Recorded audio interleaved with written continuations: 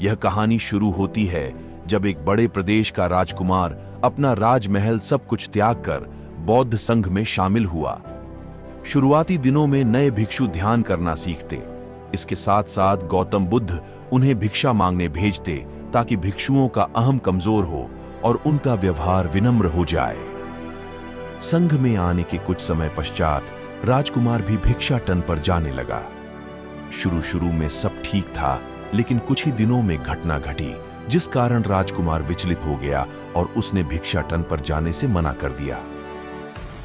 भिक्षाटन का नियम था कि भिक्षु केवल 2 घरों में भिक्षा मांगते और नहीं मिलती तो आश्रम वापस आकर जल ग्रहण करते। एक बार राजकुमार भिक्षु नगर में भिक्षा मांगने निकला और दूर सहयोग से भिक्षा नहीं मिली। शुरू में राजकुमार भिक्षु को निराशा हुई, लेकिन कुछ ही पलों में उसका मन शांत हो गया, जैसे कुछ हुआ ही ना हो। बिना प्रयास के आज भिक्षु बड़ा प्रसन्न था। उसने लौटकर गौतम बुद्ध से कहा, आज मुझे भिक्षा प्राप्त नहीं हुई, लेकिन मेरा मन शांत है, न किसी विचार ने मुझे परेशान किया। गौतम बुद्ध भिक्षु की सारी भावनाएं समझ रहे थे। तथागत ने कहा, अच्छी बात है, अब तुम कल महल की तरफ भिक्षा मांगने जाना। भिक्षु ने आज्ञा का पालन किया और अगले दिन भिक्षा मांगने निकल गया।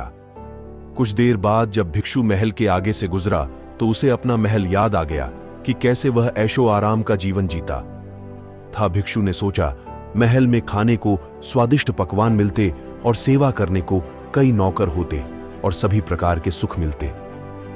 ऐसा सोचते सोचते भिक्षु के मन में इच्छा हुई कि आज बढ़िया भोजन मिल जाए। तभी भिक्षु सचेत हो गया कि यह सब अतीत की स्मृतियां हैं और मैं केवल इन्हें देख रहा हूं। पुरानी यादों के ताजा होने से मन में कुछ इच्छाएं प्रकट हो रही हैं।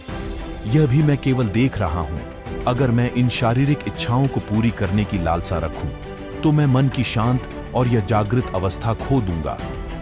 भिक्षु ने महसूस किया कि जब जब हम स्वयं को 2 कदम आगे ले जाते हैं, चेतना का स्तर ऊपर उठाते हैं, तब मन इस प्रकार के खेल खेलता है। जब हम मन को शांत करने लगते हैं तब मन हमें बेचैन करने की पूरी कोशिश करता है। भिक्षु ये सोचकर बहुत खुश हुआ क्योंकि आज उसने आत्मचिंतन से मन के बारे में गहरी समझ और सूक्ष्म दृष्टि प्राप्त कर ली। भिक्षु ने आश्रम आकर गौतम बुद्ध को सारी बात बताई और कहा, तथागत, आज मुझे आपकी कृपा से सूक्ष्म दृष्टि प्राप्त हुई। मन हमें बार बार इच्छाओं में उलझाना चाहता है। महल को देखकर मुझे भी पुराने सुखों का स्मरण हो आया, लेकिन आज भी विचार मुझे छू नहीं पाए। गौतम बुद्ध ने कहा, अच्छी बात है, कल नगर की दक्षिण दिशा में जाना। वहां एक हवेली है, वहां मन और विचारों पर उपदेश देकर आना। भिक्षु बहुत खुश हुआ। आज वो जल्दी जल्दी चल रहा था क्योंकि वो उपदेश देने जा रहा था। पर दोस्तों, इस बार की यात्रा भिक्षु पर भारी पड़ने वाली थी। कुछ ही देर में भिक्षु हवेली पहुंचा और भिक्षा के लिए आवाज लगाई। आवाज सुनकर एक सुंदर युवती बाहर आई। भिक्षु ने सोचा कि इस युवती की सुंदरता को देखकर मेरे मन में कोई विचार नहीं आना चाहिए, क्योंकि मेरा यहां आने का प्रयोजन तो इसको उपदेश देना है। युवती ने भिक्षु को प्रणाम किया और कहा, आइए पहले भोजन ग्रहण कीजिए। भिक्षु ने भोजन किया, फिर सोचा कि उपदेश देने से पहले थोड़ा आराम कर लेता तो अच्छा होता। भिक्षु यह सब सोच ही रहा था। इसी बीच युवती ने कहा, श्रीमान, आपने अभी अभी अन्न ग्रहण किया है, अब थोड़ा आराम कर लीजिए, फिर उपदेश शुरू करना। यह सुनते ही भिक्षु सतर्क हो गया। जो योजना वह मन में बना रहा था, यह महिला वह सब बिन बताए करती जा रही थी। भिक्षु ने सोचा, यह सब संयोग है, यहां लोग भोजन के बाद आराम करते होंगे। फिर भिक्षु आराम करने लेट गया और विचार करने लगा कि महिला कितनी समझदार है और इसकी सुंदरता बेजोड़ है। अगर मैं राजकुमार होता तो ऐसी ही स्त्री के साथ विवाह करता। भिक्षु के मन में ऐसे कुछ विचार चल रहे थे। इतने में युवती फिर से आई और बोली, अगर आप राजकुमार होते तो मुझे उपदेश कैसे रते? भिक्षु जी, आप तो मुझे उपदेश देने आए थे ना? युवती का इतना कहते ही भिक्षु को स्पष्ट हो गया कि युवती तो मन पढ़ सकती है। भिक्षु घबरा गया और हाथ जोड़कर पूछा, क्या आप मेरा मन पढ़ सकती हैं? युवती ने कहा, क्षमा कीजिए, ध्यान करते करते मेरा मन शांत हो गया है, इसलिए बड़ी आसानी से मुझे दूसरों के विचार अपने आप महसूस हो जाते हैं, उनकी भावनाएं समझ आ जाती हैं। जब भिक्षु ने सुना तो उसके पैरों तले जमीन सरक गई। फिर बिना कुछ बोले भिक्षु तत्काल आश्रम की ओर चल पड़ा। रास्ते में चलते हुए भिक्षु का दिमाग फटा जा रहा था। उसकी बेचैनी बढ़ गई थी। भिक्षु खुद को कोसने लगा कि मेरे मन में युवती के लिए ऐसे विचार क्यों आ रहे थे। उसने मेरे बारे में क्या सोचा होगा? अगर यह बात लोगों को पता चलेगी तो लोग भिक्षुओं और संघ के बारे में क्या सोचेंगे? आज भिक्षु बहुत लज्जत महसूस कर रहा था और वह थोड़ी ही देर में आश्रम पहुंच गया। जब भिक्षु गौतम बुद्ध के सामने पहुंचा तो तथागत ने देखा कि उसके चेहरे की रौनक जा चुकी है। दोनों कंधे झुके हुए थे। भिक्षु ने बुद्ध से कहा, अब मैं कभी भिक्षा के लिए नहीं जाऊंगा। तथागत ने कहा, पहले आराम से बैठो, फिर मुझे बताओ कि तुम्हारी चाल में इतनी थकान क्यों है? आज तुम्हारे चेहरे पर तेज की जगह ग्लानि की भावना क्यों है? भिक्षु ने सारी बात बताई और कहा, मैं सब कुछ जानते हुए भी महिला की सुंदरता के बारे में और अन्य चीजों के बारे में सोच रहा था। मैं मन से पूरी तरह हार गया। अब मैं कभी उस दिशा में नहीं जा पाऊंगा। मैंने बौद्ध संघ का भारी अपमान किया है। गौतम बुद्ध ने कहा, सबसे पहली बात, परेशानी को बढ़ा चढ़ाकर मत सोचो।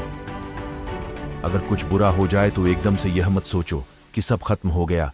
बिना सोचे निष्कर्ष पर मत जाओ। दूसरी बात, ध्यान दो कि कहीं तुम नकारात्मक विचारों के साथ अतिशयोक्ति करने वाले शब्दों का प्रयोग तो नहीं कर रहे, जैसे मैं हमेशा हारता हूं, जीवन में कुछ नहीं बचा, मैं मन से पूरी तरह हार गया, मेरे साथ कोई नहीं है, क्योंकि ऐसा करने से मन अति भावुक और विचलित हो जाता है और नकारात्मक विचारों चक्र में फंसा रहता है। तथागत के शब्दों से राजकुमार भिक्षु के मन को सांत्वना मिली।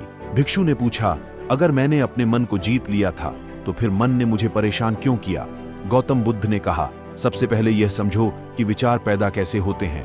पहले बाहर कुछ हुआ, फिर उस घटना के प्रति अंतर्मन ने प्रतिक्रिया की, इस कारण शरीर में भावना या सनसनी पैदा हुई, फिर इस सेंसेशन या फीलिंग के प्रति तुम्हारे सचेत मन ने यानी कॉन्शियस माइंड ने प्रतिक्रिया की। इस आखिरी स्टेप को हम विचार कहते हैं। भिक्षु ने पूछा, हमको परेशान करने की विचारों में इतनी शक्ति आती कहां से है? गौतम बुद्ध कहते हैं कि हम खुद विचारों को यह शक्ति प्रदान करते हैं। जब आप जजमेंट और सही गलत के टैग लगाकर विचारों को देखते हो तो उनके प्रति रिएक्ट करने लगते हो। एक विचार के साथ अन्य विचार भी सोचने लगते हो। जब तक आप खुद को जज करोगे तब तक मन आपको नीचा दिखाकर हावी होता रहेगा। भिक्षु ने पूछा, फिर मन शांत कैसे होगा? गौतम बुद्ध ने कहा, अगर विचार है तो शरीर में भावना भी महसूस हो रही है, क्योंकि हर विचार भावना के साथ प्रकट होता है। अगर आप अश्लील विचार महसूस कर रहे हो तो इसका मतलब है कि शरीर में एक भावना यानी सेंसेशंस भी महसूस हो रहे हैं और फिर आप उसके बारे में सोच रहे हो या रिएक्ट कर रहे हो। और इसी बात में मन को शांत करने का तरीका छपा है। हर विचार को देखना कठिन है क्योंकि विचारों का वेग तेज है, लेकिन शरीर में महसूस हो रही भावना यानी सेंसेशंस को देखना आसान है क्योंकि यह देर तक बनी रहती है। अगर इन्हें बिना जजमेंट के सही गलत का मतलब लगाए सिर्फ देखा जाए तो यह गायब भी हो जाती है। तब मन के पीछे जो शांति है वो प्रकट होती है और उस शांति में एहसास होता है कि मन हमारा कुछ नहीं बिगाड़ सकता। हमारा अंतर्मन कैसे ठीक होता है? नॉन जजमेंट से अगर हम किसी भी इंसान या घटना या फिर अपने मन को बिना जजमेंट के देखते हैं तो मन के साथ साथ मन अपने आप स्वस्थ और शांत होने लगता है। अगर तुमने मात्र यह देखा होता कि इस औरत के प्रति विचार केवल मेरे अंतर्मन के रिएक्शन के कारण है और यह मैं केवल देख रहा हूं, मन में बहुत कुछ चल रहा है, लेकिन मैं सांस के प्रति सचेत हूं, मैं शरीर में होने वाली प्रतिक्रिया को देख रहा हूं, तब भी तुम सचेत होकर दृष्टा भाव में लौट आते। मन के पीछे जो शांति है वह हमारी सबसे बड़ी ताकत है। हम बड़ी आसानी से विचारों को शांत कर सकते हैं और एक दिन यह जान सकते हैं कि किसी भी प्रकार का विचार चिंता असल में इस शांति को पार नहीं कर सकता। हम हमेशा विचारों से अछूते हैं। गौतम बुद्ध कहते हैं, तुम याद रखो, विचार तुमसे हैं, तुम विचारों से नहीं, तुम हमेशा ही अपने विचारों से शक्तिशाली हो, अपने डरों और चिंताओं से शक्तिशाली हो। अब तुम अगले 7 दिन युवती के घर भिक्षा मांगने जाओगे और ध्यान रखना, अपने विचारों को जज मत करना। अच्छे बुरे विचार केवल तुम्हारा द्वार खटखटाते हैं। तुम केवल इतना याद रखना कि तुम वह शांति हो जिसमें सब प्रकट हो रहा है। अगले दिन भिक्षु पूरे मार्ग जागृत होकर चला। महिला के घर जाने से पहले थोड़ी घबराहट हुई, लेकिन भिक्षु दृष्टा भाव में बना रहा। विचारों को, शरीर में उठ रही भावनाओं को, डरों को, गिल्ट को, अपने विचारों को सबको बस देखता रहा। जब वापस लौटा तो वह पूरी तरह शांत था। आज उसमें मैंने मन को जीत लिया है। ये अहंकार भी नहीं था। आज उसने सही मायनों में मन को पार कर लिया था। धन्यवाद। अगर आपको यह वीडियो अच्छी लगी हो तो वीडियो को लाइक और चैनल को सब्सक्राइब जरूर करें। धन्यवाद।